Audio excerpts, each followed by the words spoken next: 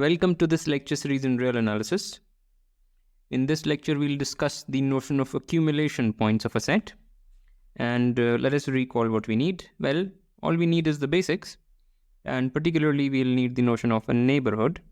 It's hardly anything to recall. If you are given a real number x, a neighborhood of x is just any open set containing x. That's it. And of course, we'll use some basic things that we have learned so far, but no point recalling them here. So let's proceed.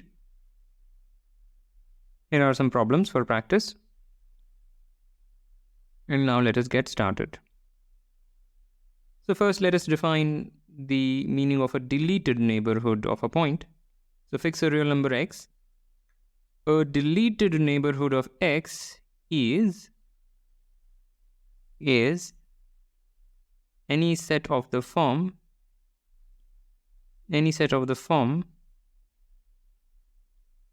u minus x, where u is a neighborhood of x. So let me explain pictorially. Suppose we have a point x on the real line. You take a neighborhood of the point x, call it u, and remove the point x from it. So just delete the point x from it. What remains is that, and this is called a deleted neighborhood of x. Hardly a difficult concept. It's just useful in terms of exposition, not a deep concept. Let us also define the notion of the delta neighborhood of a point. This might also help at in some particular context. So fix a positive real number delta. Then the delta neighborhood of x is just the following set. This union that. What is this? So pictorially you have, sorry about this. So you have the set of real numbers. Let's say x is here. So this thing is nothing but the thing that I'm going to shade. So it's that union this part. So this is x minus delta, that is x plus delta. And the union of these two intervals is that this is the delta deleted neighborhood of x. Basically, you take the delta neighborhood of x and remove the point x from it. That's it. Nothing interesting going on. Let's proceed. So we'll define the notion of an accumulation point, and unfortunately I've written a lot of things here. Let me erase it. Okay. So fix a subset S of reals and let x naught, let me remove the naught. Suppose x is an arbitrary real number. So we are not asking that little x be in S or anything. S is just an arbitrary non-empty set and x is a real number. We say that x is an accumulation point of S if what happens? If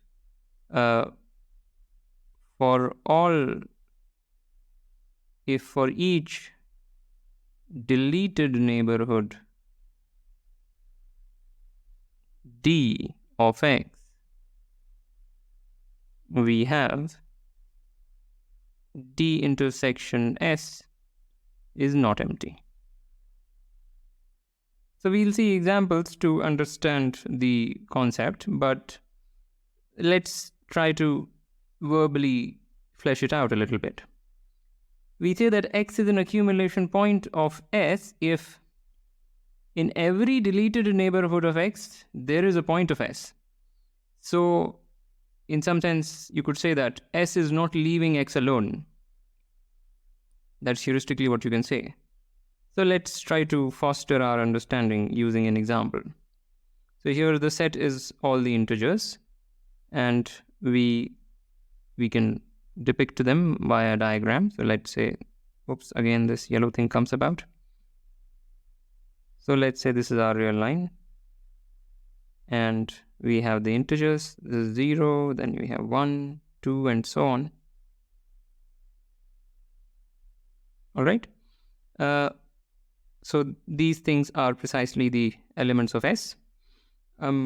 Let's argue that 0 is not an accumulation point of S. I mean, we are going to argue that no point is an accumulation point. In particular, let us argue that 0 is not an accumulation point of S. So to do that, we need to find a deleted neighborhood around 0 which misses S entirely. Can we find it? Of course we can find it. Just consider this deleted neighborhood. The half deleted neighborhood of 0 is one such deleted neighborhood which misses S entirely. And yes, the points of S kind of leave 0 alone. 0 is kind of happily sitting in its own space. If you forget 0 for the moment, the other points of S, they are far away from 0. Of course, 0 is already in S, so you could say S is infinitely close to 0 because 0 itself is in S. But if you forget about 0 and just think about the other points of S, they are not bothering 0 too much. So 0 is not an accumulation point. Similarly, none of these things are accumulation points. And similarly, no real number is an accumulation point of S. You pick any real number, it is left alone by S. The other points are far away. So the set of accumulation points of S is empty.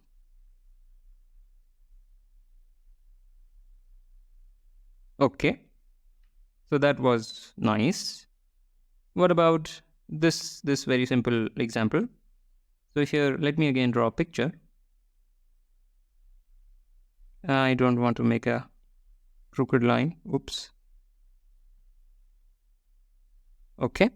And here we have our interval. This is A and that is B. Now, it should be clear to you that these points are not accumulation points of the set S. And by these points, I mean the points which are strictly greater than B. And these are the points which are strictly greater than A. Why? Because if you pick any such point, there is not just a deleted neighborhood around it that misses S. There is a neighborhood around it that misses S. Right? An entire neighborhood misses S, and hence this is not an accumulation point. So the only candidates for accumulation points are the things which are in this closed interval AB. What about B? Is B an accumulation point of S? Well, whenever you make a deleted neighborhood around B, you are forced to consider some of the points which are on the left of B in that deleted neighborhood. And these points will creep in. So any deleted neighborhood of B intersects the set S. It cannot miss S clearly. So B is an accumulation point. Similarly, A is an accumulation point. And similarly, anything in between is also an accumulation point. If you make a deleted neighborhood around this point, it will contain a lot of points from S. So this line is not horizontal, and that is kind of bothering me. Is it horizontal? It is horizontal, thank God. Yeah. So where was I? So I have argued that the set of accumulation points of S is precisely this set.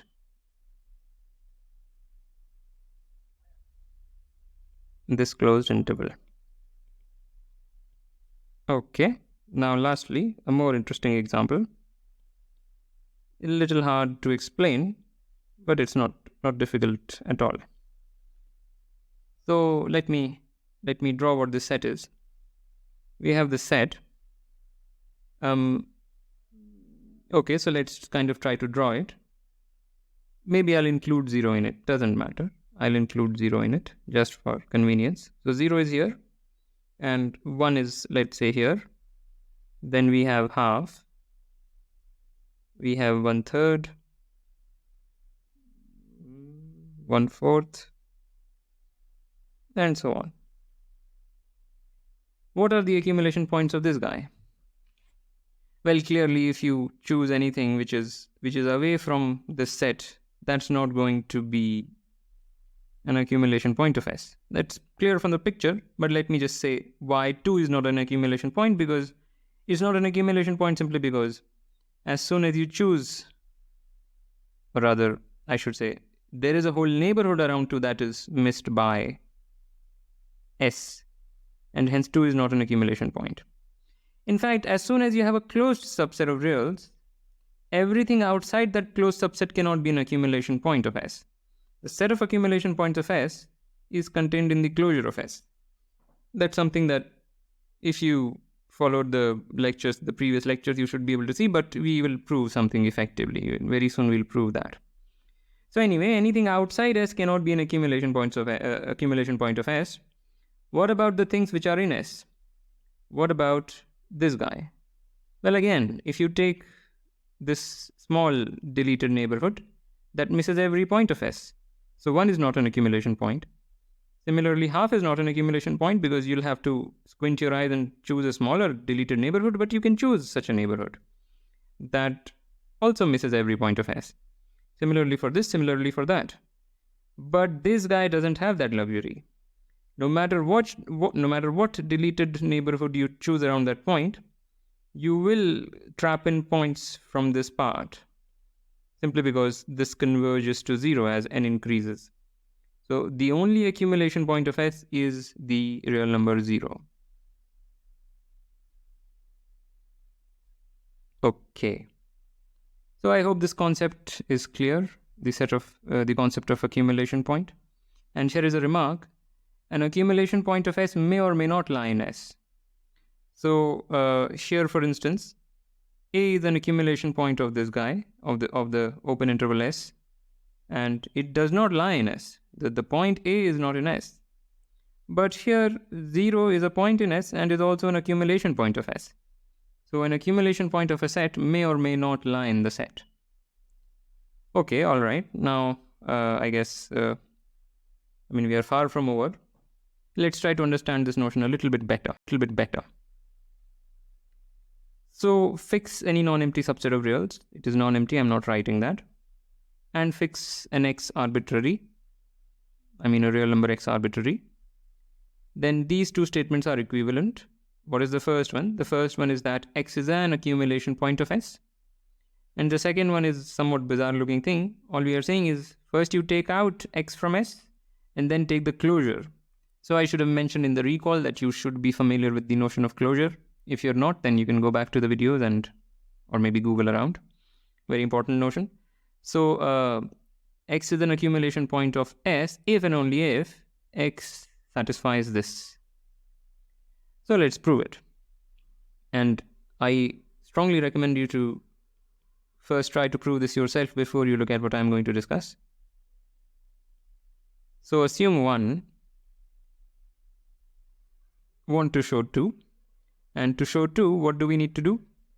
What do we need to do to show that something is in the closure of something? We need to show that whenever we choose a neighborhood of x, it intersects that guy.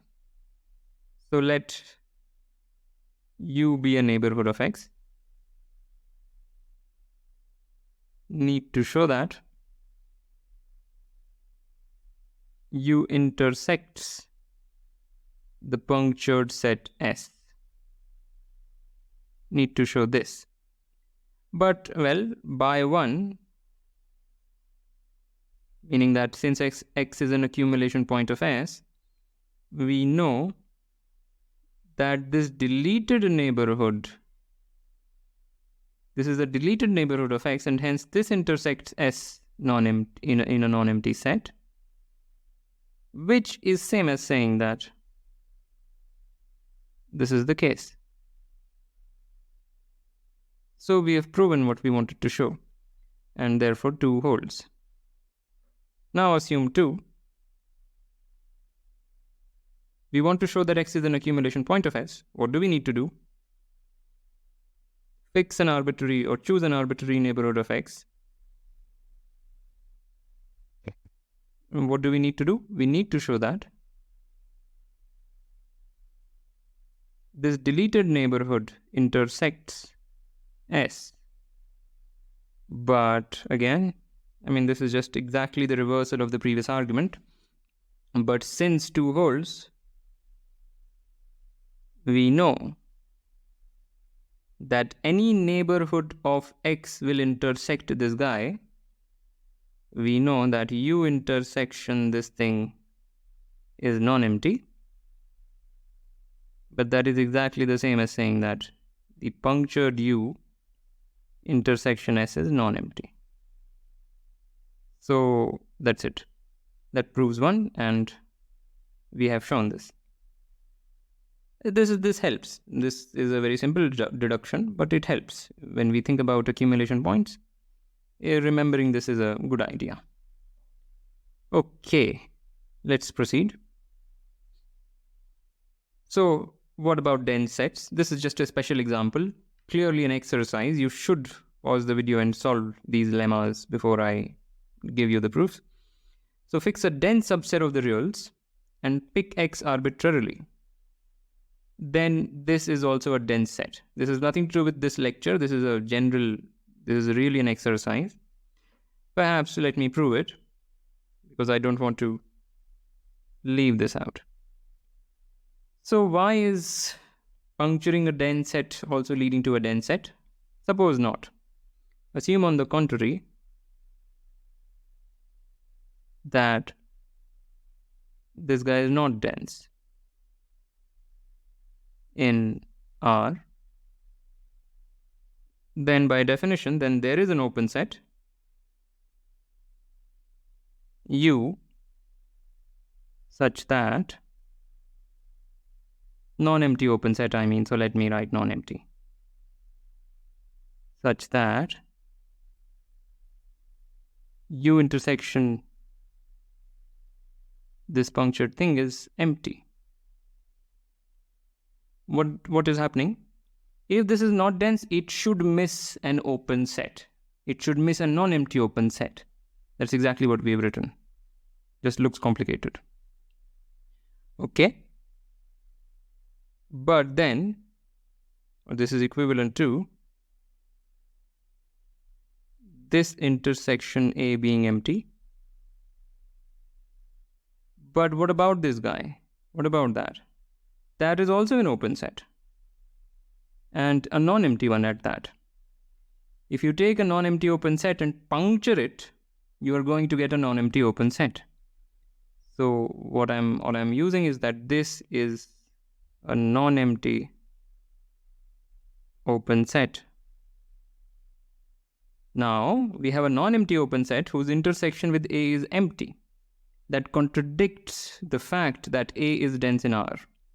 And this contradiction establishes that this must also be dense, because we had assumed otherwise and ended up with a contradiction. Okay, so puncturing a dense set gives a dense set. And as a corollary, whenever we have a dense subset of reals, each element of, or each real number is an accumulation point of A. Just use the previous criterion. We need to show that X is an accumulation point of A. So what we need to do is that X is in the closure of that guy. But since this is dense, we just showed it. If A is dense, then this is dense. And hence its closure is everything. That's precisely what density means. So that's it. So if you have a dense set, everything is an accumulation point. In particular, the accumulation point of the set of rationals is everything, is all real numbers. Okay. Now we have a cousin, or a kind of a antithesis notion of accumulation points. So what is it? Fix some non-empty subset of reals. We have a non-empty subset of reals and some element of S. This is not just some arbitrary real number. This is an element of S. We say that this is isolated in S if there is a neighborhood of X, neighborhood U of X, let's say, neighborhood U of X such that U intersection S is just this singleton. Let's try to understand what I just wrote. You should pause the video and read it and think about it, but let me get to the example. So we have the set of integers Hopefully this line is horizontal. It is. Let's mark out the set S. So I want to illustrate that every point of S is isolated in S. Okay. So you pick the point 0, let's say. We want to show that 0 is isolated in the set of integers. And by definition, all we want to show is that there is a neighborhood around 0 such that the only point of S that is there in this neighborhood is the real number 0. And that is true because if you take the half neighborhood, that only intersects S in 0, nothing else. And this does justice to the phraseology. It is kind of sitting lonely in the set S. It is isolated from all the other things. The other things are not coming closer and closer to it. So it's kind of a dual notion to the notion of accumulation. Okay, what about this example? Here, let me leave this as an exercise. So here, so 1 by n is isolated in S for each n, but 0 is not isolated. Prove this. Take this as an exercise. Okay. And since it is a dual notion, or we feel in our guts that it is a dual notion, let's just make that precise. Take any non-empty subset of reals and fix a real number arbitrarily. Then the following two statements are equivalent. The first is that x is isolated in S. So this is wrongly written. I wanted to say that x is in S. So the first statement is that x is isolated in S. And the second is that x is not an accumulation point of S. And this is immediate from the definitions. So proof, obvious or clear, which just means that you take that as an exercise. It's a one-line argument. Okay. Now we'll prove something very nice. Suppose we have an uncountable subset of reals. Then it has an accumulation point in itself. I mean, I could have stopped the statement here and still it would be an interesting one. But it is more interesting this way. Not just that this has an accumulation point, but that it has an accumulation point in itself. You don't even need to go outside. And if you just think about it, intuitively, you will feel that, yeah, this should be true. But if you try to prove it, you'll run into some trouble. I hope you run into some trouble because this gave me some trouble when I first learned this. Yeah, this is a very nice exercise. But let me give you a full proof. And yes, I encourage you to pause the video and try to find your own proof. That way, even if you don't figure out a proof, you appreciate this proof better. Once you try proving a lemma and fail, maybe, because you don't have infinite time, you appreciate the proof in the book or in a video much better. So let's see. So we want to show that there is some accumulation point of S sitting inside S. So we'll assume on the contrary, which means that we are assuming no point of S is an accumulation point of S. So therefore, for each x in S, there exist real numbers ax and bx such that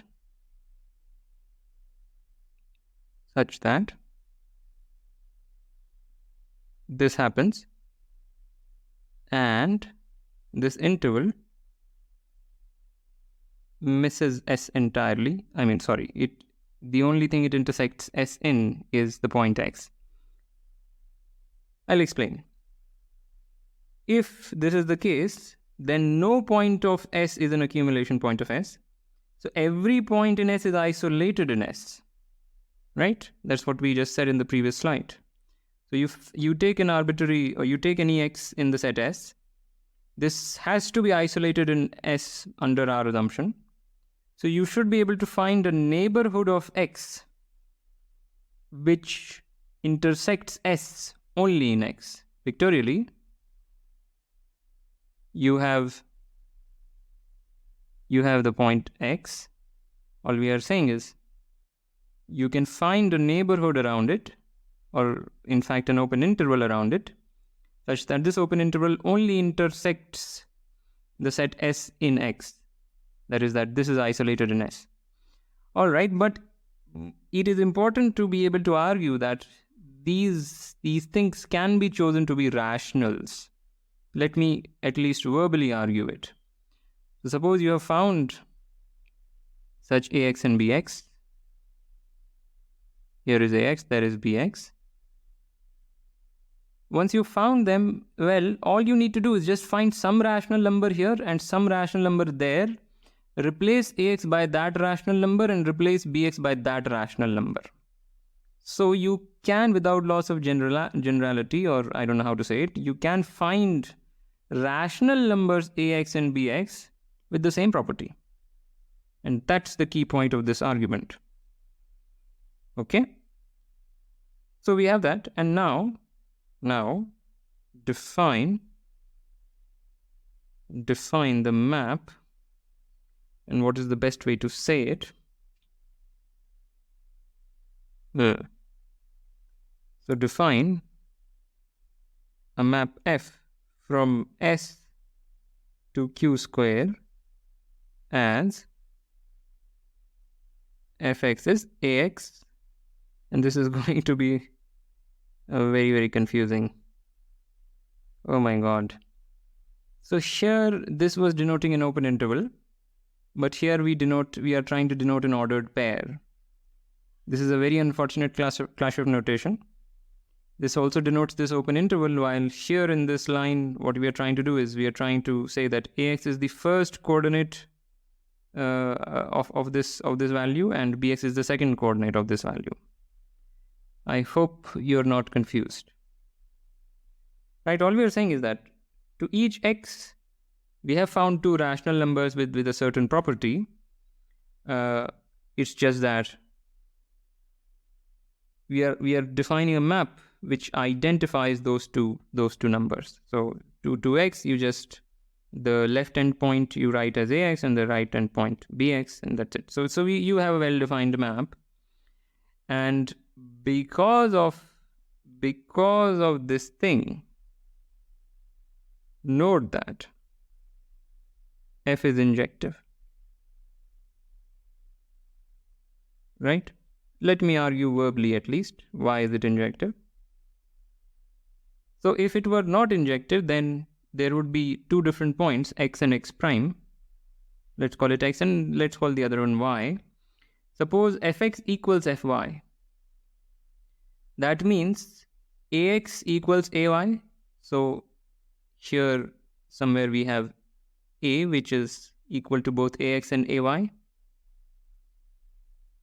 And by equals bx. Now by is going to be on the right of y, and by equals bx. So let's call that b. All right.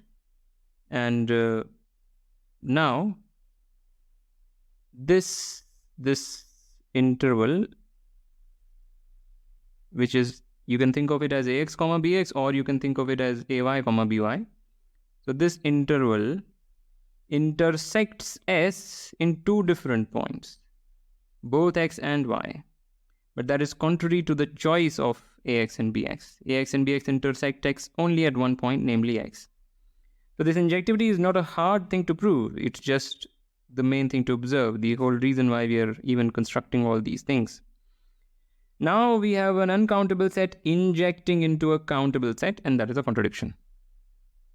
So that's a contradiction. And we are done. So we had assumed that there is nothing